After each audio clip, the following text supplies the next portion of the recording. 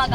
ತಿಥಿಗರ್ಭ ಸಂಜಾತ, ಚತುರ್ಮುಖ ಬ್ರಹ್ಮನ ಮೊಮ್ಮಗ, ವಿಧಾತನಿಂದ ವಿಧಿ ಬರಹವನ್ನೇ ಬದಲಾಯಿಸಿ ಮರಣವನ್ನೇ ಮೆಟ್ಟಿ ನಿಂತ ಮಹಾವೀರ,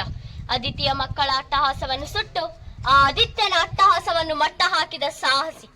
ಅತಳ ವಿತಳ ಸುತಳ ರಸಾತಳ ತಳಾತಳ ಮಹಾತಳ ಪಾತಾಳಗಳನ್ನು ಪಾದದಡಿಯಲ್ಲಿ ತುಳಿದಿಟ್ಟ ಪರಾಕ್ರಮಶಾಲಿ, ಅಡಿ ಇಟ್ಟರೆ ಗುರಿಯುವುದು ಭೂಮಿ, ತಲೆ ಎತ್ತರೆ ಬೆಚ್ಚುವುದು ಬಾರು, ಕೈ ಎತ್ತರೆ ನಡುಗುವುದು ಸೃಷ್ಟಿ, ಚತುರ್ಮುಖನ ಸೃಷ್ಟಿಯೇ ನನ್ನ ಆಜ್ಞೆಯನ್ನು ಪಾಲಿಸುತ್ತಿರುವಾಗ ಯತ್ಕಶ್ಚಿತ್ ನನ್ನ ಮಗ,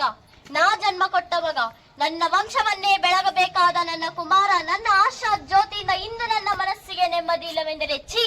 ಇದೊಂದು ಬದುಕೆ, ಇದೊಂದು ಜನ್ಮವೇತಿ, ಎಂಥ ದುರ್ವಿಧಿ, ಇದೆಂಥ ದುರ್ವಿಧಿ.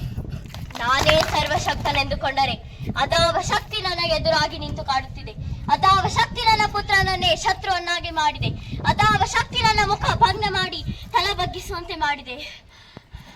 ಅವನೇ